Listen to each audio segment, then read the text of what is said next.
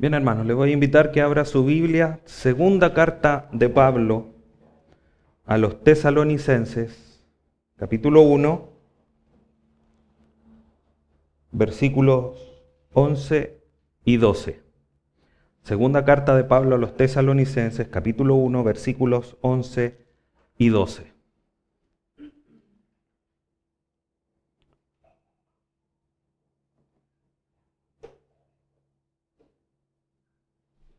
El sermón del día de hoy se titula Intercediendo en medio de la tribulación. Intercediendo en medio de la tribulación. Y vamos a estar estudiando entonces segunda carta de Pablo a los Tesalonicenses, capítulo 1, versículos 11 y 12, los dos últimos de este primer capítulo de la carta de Pablo a los Tesalonicenses. Dice así la palabra de nuestro Dios. Por lo cual, asimismo, oramos siempre por vosotros, para que nuestro Dios os tenga por dignos de su llamamiento y cumpla todo propósito de bondad y toda obra de fe con su poder, para que el nombre de nuestro Señor Jesucristo sea glorificado en vosotros y vosotros en Él, por la gracia de nuestro Dios y del Señor Jesucristo.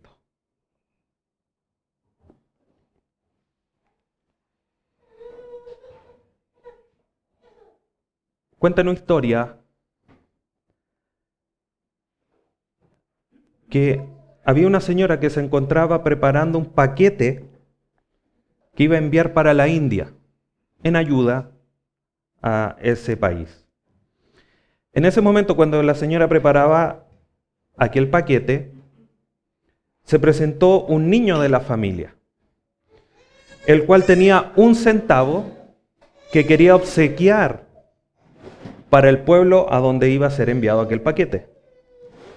El niño compró un folleto evangelístico y lo puso en el interior de aquel paquete.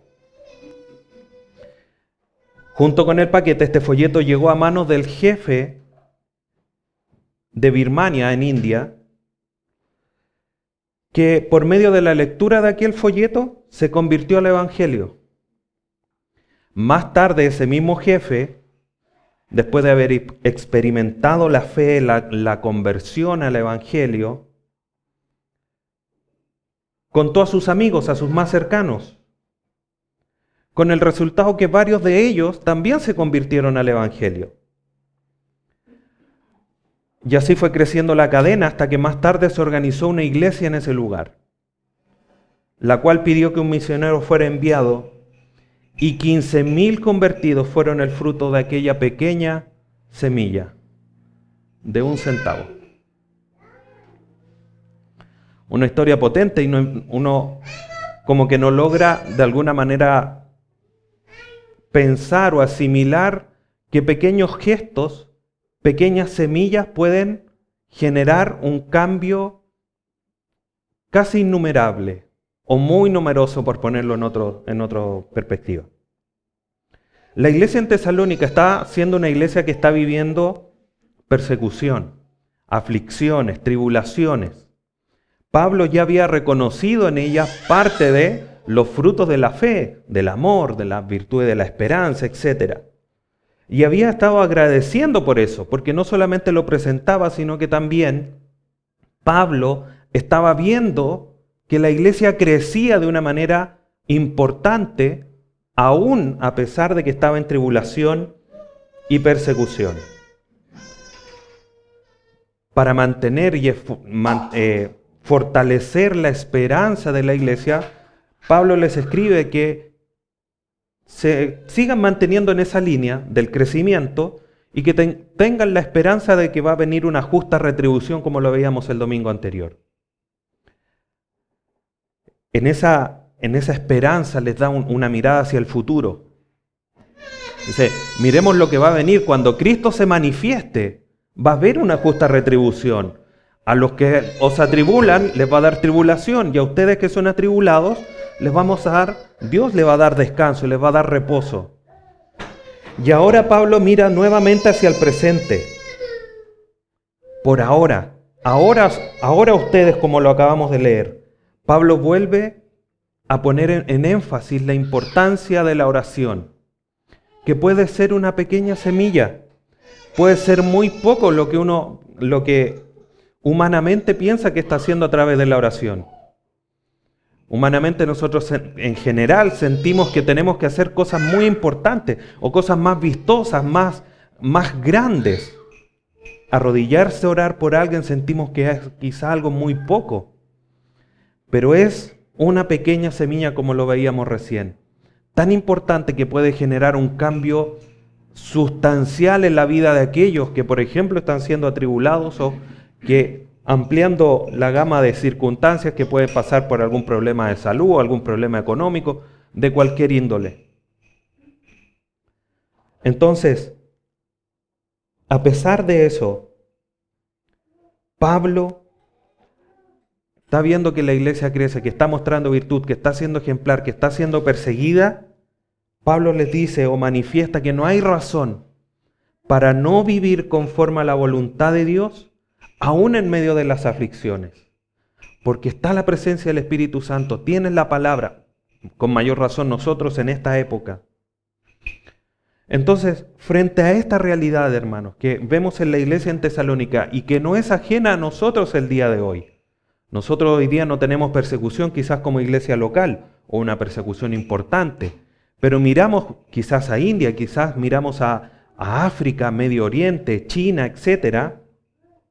Y tenemos hermanos en la fe que están siendo perseguidos, que están siendo afligidos, que están siendo atribulados. ¿Cómo es que debemos orar por los creyentes que están en tribulación? Esa es justamente la respuesta que vamos a ver el día de hoy, a través de estos dos pasajes que acabamos de leer. Vamos entonces, versículo 11. Parte diciendo, por lo cual asimismo oramos siempre por vosotros. Pablo aquí está uniendo todo lo que dijimos el domingo anterior y que lo acabo de mencionar, de esa justa retribución divina. Dice, por esta razón, por esta retribución divina, por esta esperanza que tenemos, cuando Cristo sea manifestado, es que oramos siempre por vosotros. Alguien podría decirle, pero Pablo, otra vez oración, si ya dijiste que estabas orando al principio en el versículo 3 dice, debemos siempre dar gracias a Dios por vosotros. Ya está orando dando gracias. Ahora está orando por otra razón. Hay un giro. No es una oración de agradecimiento, que ya la ha hecho al principio, que ya la ha manifestado. Ahora el motivo es que se mantenga el crecimiento, Dios sustente la vida de los hermanos, aún en medio de las tribulaciones. Y aquí tenemos el balance que muchas veces yo le he mencionado en distintos ámbitos. Debemos dar gracia y no se trata de ser agradecidos en la tribulación porque seamos masoquistas. Se trata de agradecer porque Dios está obrando a través de esa tribulación para formar en nosotros el carácter de Cristo. Pero también ese equilibrio se manifiesta diciendo susténtalos. Porque no es que estén ahí sufriendo y ya no importa, Dios nos va a formar, sino que también tienen que ser sustentados, tienen que ser fortalecidos. Y es lo que vamos a ir desarrollando. Entonces Pablo gira de la oración de agradecimiento a esta oración intercesora para que la vida de los hermanos pueda mantenerse hasta cuando obviamente Dios lo permita. Entonces lo que debemos de tener en claro es que no existe una intercesión única. La intercesión es un ejercicio espiritual continuo y persistente. No es que yo lave mis manos y mis culpas o mis responsabilidades, o dije, no, el lunes oré por los hermanos de África y estamos listos. Pablo manifiesta siempre la necesidad de orar siempre. Damos siempre gracias. Ahora, asimismo, oramos siempre por vosotros. No es que oré ayer. Oramos siempre para que Dios los sustente, para que Dios los sostenga en medio de las dificultades. Entonces, en este propósito distinto también hay una necesidad no solamente de agradecer permanentemente, sino que interceder permanentemente por los hermanos que están siendo atribulados. Y teniendo en cuenta que todo lo que sucede en la vida de los creyentes viene de parte de Dios, obviamente el ruego es hacia Dios. No es a otras personas o a otras instituciones, es a Dios. Warren Wiersbe comenta lo siguiente: nunca debemos hacer a un lado la responsabilidad del presente por la esperanza del futuro. Nunca debemos hacer a un lado la responsabilidad del presente por la esperanza del futuro. Pablo se podría haber quedado tranquilo. Dijo, pero Dios los va a retribuir. No es necesario orar. Pablo ora para que el pueblo en Tesalónica sea fortalecido. Y de esa manera nos manifiesta que la realidad del futuro de esta retribución divina no es causal para que nosotros no estemos orando ahora en el presente para que Dios sustente a los hermanos. Y el propósito de la oración Pablo también lo manifiesta, porque continúa diciendo en el versículo 11, por lo cual asimismo oramos siempre por vosotros, para que, eso manifiesta una razón, un motivo. ¿Cuál es este motivo? Para que nuestro Dios os tenga por dignos de su llamamiento. Ese es el primer propósito. Y obviamente está muy relacionado con la necesidad de tener paciencia para soportar la prueba. No lo dice textualmente el texto, pero para que nuestro Dios os tenga por digno de su llamamiento en el contexto de la persecución, lleva consigo la idea de soportar la prueba, de tener paciencia. Ahora, quizás el texto propiamente tal es un poco complejo o difícil, algo difícil de comprender. ¿Cómo es que Dios nos va a tener por dignos de su llamamiento? ¿Qué significa? ¿Por qué Pablo escribe esto? Primero, lo que primero tenemos que tener en cuenta es que esto no se trata de ganarse la condición de llamados por Dios por el esfuerzo o por la paciencia en la prueba. Si vamos a la segunda carta de Timoteo, capítulo 1, versículo 9, Pablo le escribe a Timoteo, le dice, ¿quién nos salvó, hablando de Dios, y llamó con llamamiento santo, no conforme a nuestras obras, sino según el propósito suyo y la gracia que nos fue dada en Cristo Jesús? Entonces no se trata aquí de que Dios los va a tener dignos porque soporten o porque vivan la prueba de una manera digna. No. Se trata, hermanos, de que nosotros somos dignos delante de Dios al creer en el Señor Jesús y en el mensaje de su evangelio. Eso es lo que nos hace dignos delante de Dios. No si soportamos, no si vivimos, no. Somos hechos dignos delante de Dios por creer en Cristo. Ahora, esto afirma más nuestra duda. Entonces, ¿qué es lo que está queriendo decir Pablo? Vamos ahondando un poquitito más en este tema para que quedemos claros. Cuando nosotros creemos en Cristo, nos unimos a Él. A través de la unión con Cristo tenemos el perdón de los pecados y accedemos a la vida eterna. ¿No es cierto? Eso lo tenemos claro cuando leemos, por ejemplo, el capítulo 1 de Efesios, capítulo 1 y 2, que refuerzan esta idea, ¿no es cierto? O no idea, sino que esta doctrina de cómo es que somos hechos salvos y cómo es que estamos unidos a Cristo. Entonces, cuando sucede esta cadena de hechos de creer, de perdón de pecados, de acceder a la vida eterna, de estar en Cristo, es que somos dignos del llamado de Dios.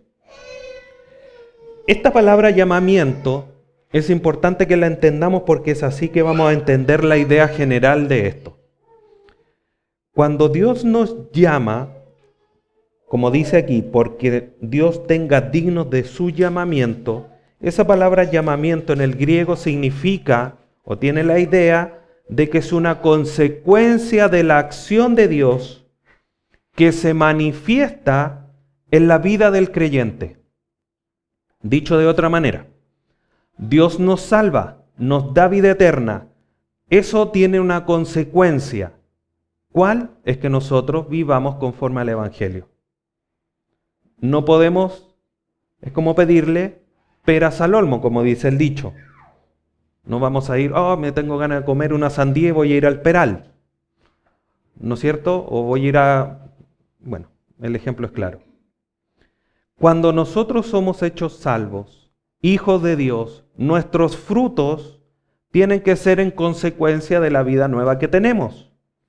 Si somos llamados hijos de Dios, ¿qué frutos debemos hacer? Como hijos de Dios, el fruto del Espíritu. No así los que no son hijos de Dios, porque van a producir las obras de la carne. Gálatas 5. Entonces, cuando Pablo menciona aquí, por lo cual asimismo oramos siempre por vosotros para que nuestro Dios os tenga por dignos de su llamamiento, el acto de que Dios nos llame, obviamente es exclusivo de Él, porque Él es Dios, es el soberano, Efesios capítulo 1, y Él le da valor, le da unidad, orientación a nuestra vida. Y Pablo intercede para que esa realidad de que el pueblo de Tesalónica es salvo se siga manifestando en que a pesar de que están en tribulación, su vida siga siendo digna del llamado de Dios, manifestando esa salvación. Las pruebas, las tribulaciones, finalmente lo que hacen es revelar lo que somos. Nadie, por ejemplo, en la vida cotidiana, a lo mejor va a decir alguna grosería, pero cuando se quema en la estufa o cuando se pega con el martillo, revela algo de nosotros y puede salir alguna grosería, por poner un ejemplo. Por lo tanto, si nosotros eso lo llevamos al ámbito espiritual, cuando hay pruebas, cuando hay dificultades, cuando hay persecuciones, eso manifiesta en nosotros qué es lo que hay dentro de nosotros. ¿Hay dependencia de Dios? ¿Hay entendimiento de lo que Dios está haciendo en nuestra vida? ¿Hay entendimiento que necesito más oración? Y eso solamente por poner algunos ejemplos. Entonces, cuando hay tribulaciones, cuando hay pruebas, revela lo que somos. Y eso nos ayuda a moldearnos a la imagen de Jesucristo. Si yo tengo, por ejemplo, por hacer otra ilustración, tengo un pedazo de oro, algo que encontré en medio de una piedra. Yo sé si eso es completamente puro, a la vista yo puedo decir, sí, mira cómo brilla. ¿Qué es lo que hacen los entendidos? Fuego. El fuego derrite el oro. Y las impurezas salen arriba o se queman. Salido del fuego, podemos decir que ese oro está mucho más puro que al inicio. Por lo tanto, en esa misma ilustración, cuando nosotros somos puestos en el horno de la tribulación, de la persecución, se va purificando porque salen cosas que a lo mejor por la vida cristiana que llevamos no vemos cotidianamente. Pero frente a un apretón, frente a un poco de fuego, se revela aquello que no es agradable delante de los ojos de Dios. Y de esa manera la prueba ayuda para que nosotros confirmemos cuán profundamente estamos viviendo la vida nueva que Dios nos ha dado. Si estamos viviendo, como dice Efesios 4:1, conforme al llamamiento que Dios nos ha hecho. Entonces Pablo lo que está haciendo aquí cuando dice, para que nuestro Dios os tenga por digno de su llamamiento, es para que los siga formando y a pesar de que están en tribulación, sigan viviendo la vida cristiana que ustedes están viviendo. Que sin lugar a dudas es ejemplar, como Pablo lo menciona en la misma carta, en el capítulo 1 de la primera carta, en el crecimiento que lo reconoce en los primeros versículos del capítulo. Entonces Pablo ora para que el pueblo en Tesalónica sean dignos, o Dios los tenga por dignos de su llamamiento. Pero además hay otra razón, hay otro propósito, que lo continúa relatando, versículo 11. Y cumpla todo propósito de bondad y toda obra de fe con su poder. Y esto refuerza la idea que estoy mencionando recién y que Pablo está desarrollando. Digno de su llamamiento, primer propósito, segundo propósito que está compuesto, cumpla todo propósito de bondad y toda obra de fe con su poder. Entonces, Pablo, no podemos separar estos dos propósitos porque van unidos. El ser digno de su llamamiento tiene que ver con vivir conforme a la voluntad de Dios. Y Pablo ahora comienza y desarrolla dos ideas más específicas respecto a este primer propósito.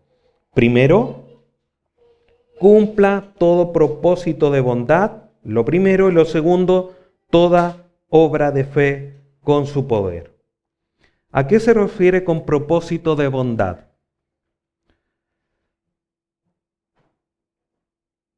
Busque por favor Filipenses capítulo 2 versículo 13.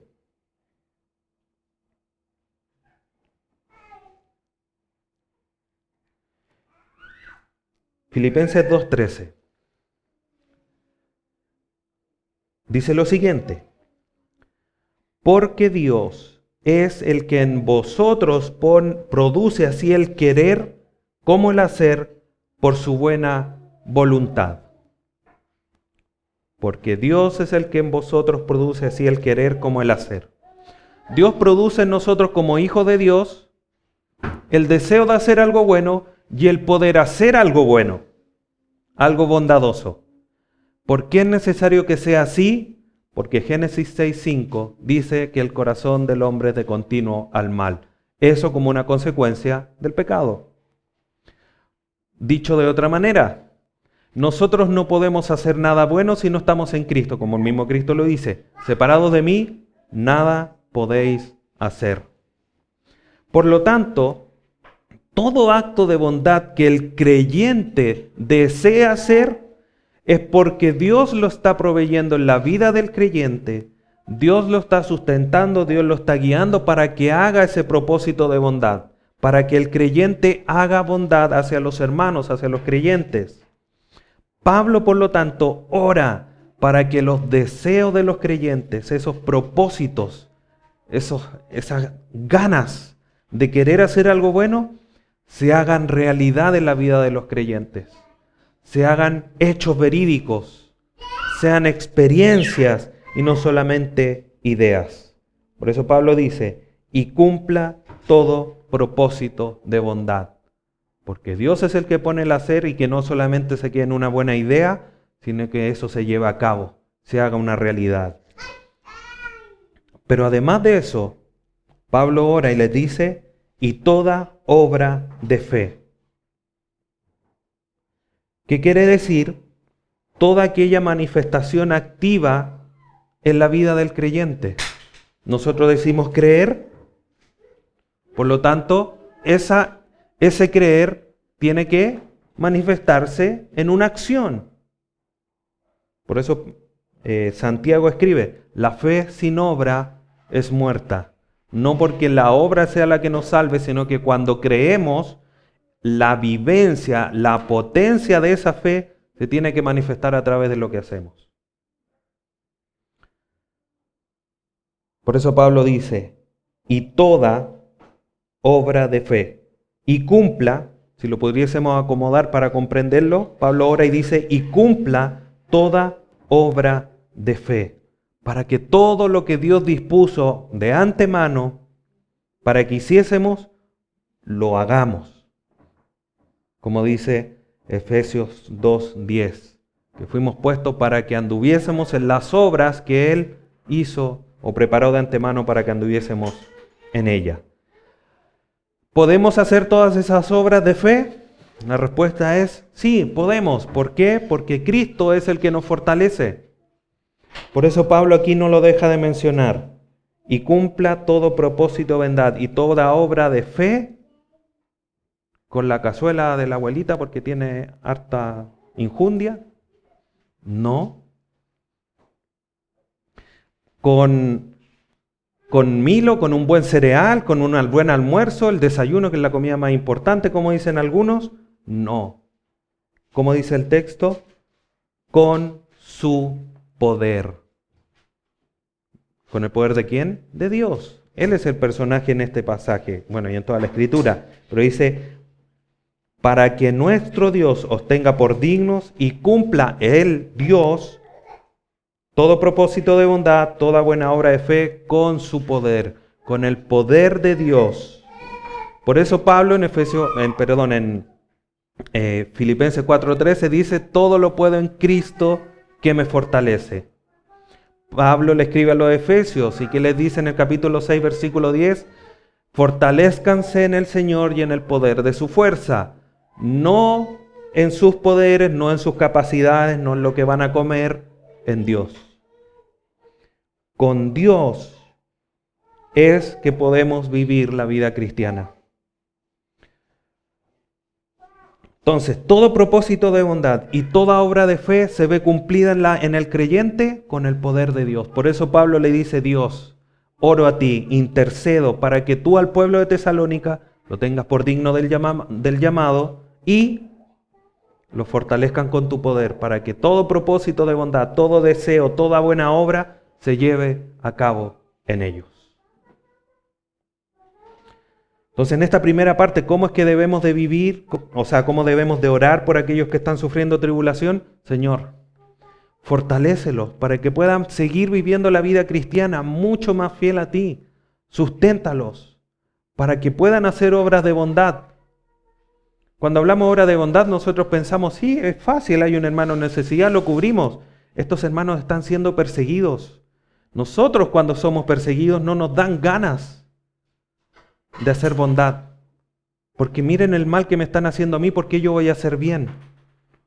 En contexto de aflicción, de tribulación, eso toma mucho más fuerza, porque es mucho más difícil siendo perseguido, cuando les queman las casas, cuando les matan a los familiares, queman la iglesia, de decir vamos a hacer obras de bondad. Pero es posible, porque el poder está en Dios y no en nosotros. Por eso Pablo ora por la iglesia, y así es que también debemos orar nosotros. Warren Wiersbe comenta respecto de esto y dice, no podemos ser victoriosos en las tribulaciones si solo confiamos en nosotros mismos, pero podemos ser vencedores confiando en Él. Y eso es lo que Pablo está haciendo. Pablo le está diciendo, vamos los de Tesalónica, ustedes pueden, ustedes son los mejores, hay unos campeones que hay en ustedes. Como dicen algunos motivadores del día de hoy, saca el campeón que hay dentro de ti. No. ¿Qué es lo que hace Pablo? Señor, susténtalos. Confiamos en ti, en tu poder, para que los tengas dignos por el llamado y puedan cumplir toda obra de bondad y toda obra de fe. Dependencia de Dios, confiando en Dios, porque los que vencieron al mundo no somos nosotros, sino que fue Cristo, como lo revisamos hace un tiempo atrás. Versículo 12. Pablo sigue manifestando un propósito final que no debemos de olvidar. Aún en medio de la vida de tribulación que nos toque vivir o que nuestros hermanos estén viviendo. Versículo 12.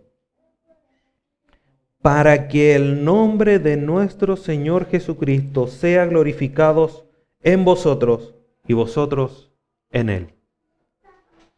Este es el propósito final, que el nombre de Cristo sea glorificado. Si recordamos ahí en el capítulo 1 de Efesios, en el versículo 6, 12 y 14, toda la obra de salvación de Dios en nosotros fue para alabanza de la gloria de su gracia. Ahora Pablo a los tesalonicenses le dice, aún en medio de la tribulación ustedes están creciendo, vamos a orar para que el propósito de Dios se cumpla, para que ustedes sean la iglesia más grande, la iglesia más potente. ¿No? ¿Para qué? Para que el nombre de nuestro Señor Jesucristo sea glorificado. Y eso es lo que nos tiene que motivar, eso es lo que nos tiene que mover. ¿Cuándo es glorificado el nombre de Dios o el nombre de Cristo? ¿Cuando se da entre gloria a Dios? No. ¿Qué es lo que acabamos de mencionar en el versículo anterior? La vida.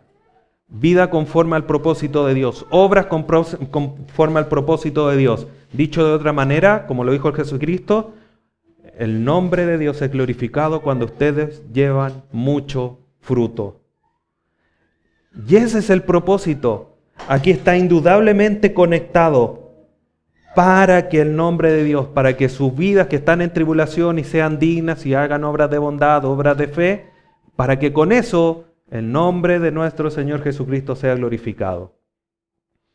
Ahí es glorificado Cristo, en la vida de los creyentes que viven conforme al llamado de Dios.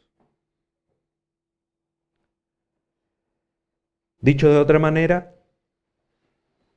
frase recurrente hoy día, cuando andamos, cuando vivimos, según las obras que Dios preparó, como dice Efesios 2:10, es que le glorificamos, como dice Mateo 5:16. Que justamente es ese pasaje que acabo de mencionar. Así alumbre vuestra luz delante de los hombres, para que vean vuestras buenas obras. ¿Van a ver la fe? ¿Van a ver que levantamos las manos? No. Van a ver vuestras buenas obras y glorifiquen al ver esas buenas obras a vuestro Padre que está en los cielos. Esa es la forma de glorificar a Dios. Entonces, cuando no solamente glorificamos a Dios con nuestra vida, sino que también proclamamos el Evangelio con nuestra vida, porque nuestras obras proclaman la verdad del Evangelio. Es algo que también debemos de tener en cuenta.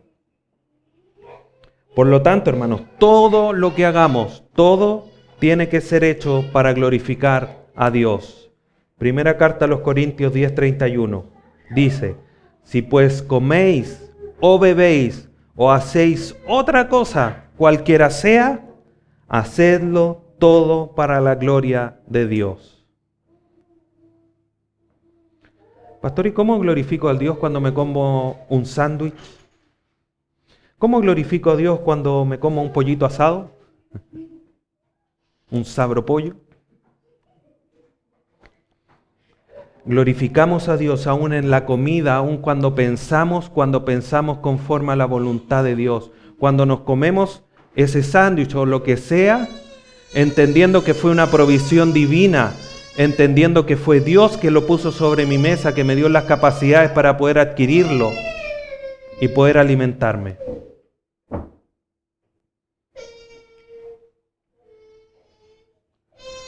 Y siempre debemos tener en cuenta que la glorificación de Dios no es por hacer, sino es por ser. Porque yo puedo hacer todas los elementos del fruto del Espíritu, pero ser una máscara, ser puro show, por decirlo de otra manera. Y eso no glorifica a Dios. El pueblo de Israel hacía la ley y llegó un momento que le dice Dios, ya no quiero que solamente hagan lo que yo les he mandado, yo quiero su corazón. Por lo tanto, lo que nosotros hacemos, hermanos, si bien es importante, no puede estar separado de la realidad de que debemos ser primero que ser. Primero ser antes que hacer. Tengo que tener la actitud correcta. tengo que cambiar mis intenciones, tengo que cambiar mi modo de pensar. Eso ya lo hizo Dios a través de Jesucristo y de la vida nueva que me da. Es así, hermanos, que Dios o que Jesucristo es glorificado en nosotros y nosotros en Él. Nosotros le glorificamos a través de nuestra vida y cuando Él se manifieste, nosotros vamos a ser glorificados. Una esperanza maravillosa. Y termina diciendo el versículo: por la gracia de nuestro Dios y del Señor Jesucristo. Todo lo anterior, de poder glorificar a Dios, de glorificar al Padre, solamente es posible por medio de la gracia de Dios que nos capacita. La gracia de Dios es la que hace posible la vida espiritual, algo que la vida natural no permite. La vida natural nos hace imposible agradar a Dios, pero la vida espiritual que nos da Cristo a través de su gracia nos hace posible vivir conforme a lo que Él nos manda. Siempre teniendo en cuenta además que Cristo es el fundador de la iglesia. Él dijo que la iba a edificar. Por lo tanto, no solamente la funda, la edifica, sino que además la capacita a través de su gracia. Dependemos completamente del Señor. Tal cual como lo decía el versículo anterior. En su poder. Ahora, para glorificar a Cristo, ¿qué es lo que debemos hacer? ¿O por qué ora Pablo? Para que por medio de su gracia podamos hacer todo lo anterior. Por eso, por la gracia, él lo conecta como la razón o el fundamento de lo dicho anteriormente. La gracia, hermanos, no solamente es aquel acto beneficioso hacia nosotros que nos salva, sino que también es ese favor que nos capacita de manera continua y permanente para vivir la vida cristiana. Grant Osborne comenta: a medida que Cristo es glorificado en nosotros, podemos compartir esa gloria como resultado de la gracia de Dios y de Cristo. Y va todo relacionado. Podemos hacer más, como un círculo virtuoso. Hacemos algo y eso nos capacita aún más para seguir haciéndolo mejor. Como les sucede a aquellos que entrenan. Al principio pueden levantar 10 kilos. Entrenan, a la semana o al mes pueden levantar 15.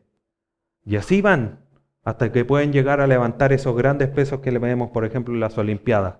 300, 400 kilos, dependiendo de la prueba. ¿Pero por qué? Porque partieron con 10. Algo similar pasa en la vida cristiana.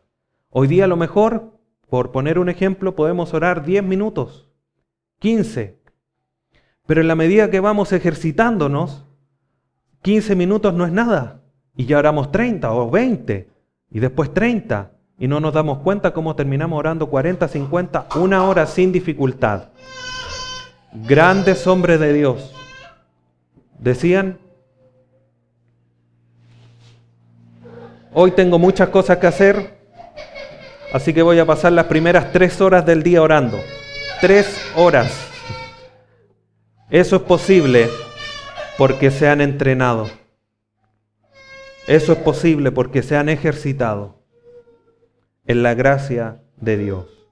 Por lo tanto, hermanos, para ir concluyendo, debemos pedir, hermanos, que Dios siga manifestando su gracia en favor de nosotros. Y aún más en aquellos que están siendo perseguidos. Que Dios siga sustentándonos en medio de las dificultades. Y sin lugar a duda nunca olvidar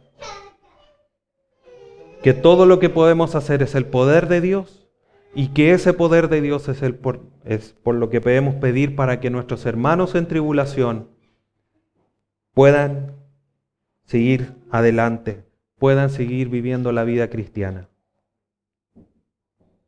Y en medio de todo, siempre recordar que el propósito final es glorificar a Dios.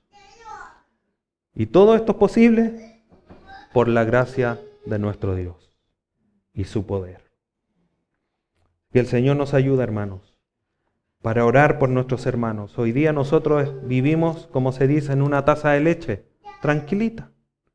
Pero tenemos hermanos que aún hacer esto tan común para nosotros como reunirse, les significa poner en riesgo su vida, su integridad, solo con el propósito de querer aprender más de Dios, por poder glorificarle, por poder cantarle, algo que para nosotros es tan común. Para ellos es un riesgo de vida. Y lo hacen alegres y felices porque entienden cuál es el propósito de Dios.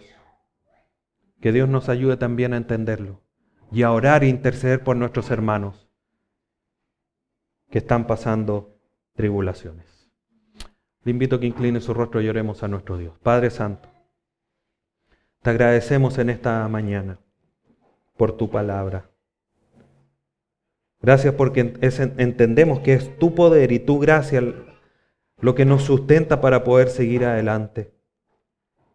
Y desde ya, Padre Santo, te rogamos por nuestros hermanos a lo largo y ancho de este mundo, en distintas regiones como Asia Oriental, Medio Oriente, África, por nombrar algunos donde son perseguidos, los buscan para darle muerte, solamente porque mencionan que creen en Jesucristo, aquel único mediador entre Dios y los hombres. Sustenta a nuestros hermanos, fortalécelos, que puedan seguir produciéndose esas obras de fe, puedan cumplir los propósitos de bondad, puedan seguir glorificando tu nombre aún en medio de esas circunstancias tan adversas. Y ayúdanos a nosotros para poder interceder por nuestros hermanos. Y nosotros que no tenemos persecución, a ese nivel, poder vivir con mayor libertad la vida cristiana que tú nos demandas. Te bendecimos en esta mañana y agradecemos por tu palabra. Todo, Padre bendito, a través de tu Hijo Jesús y para glorificar tu nombre. Amén.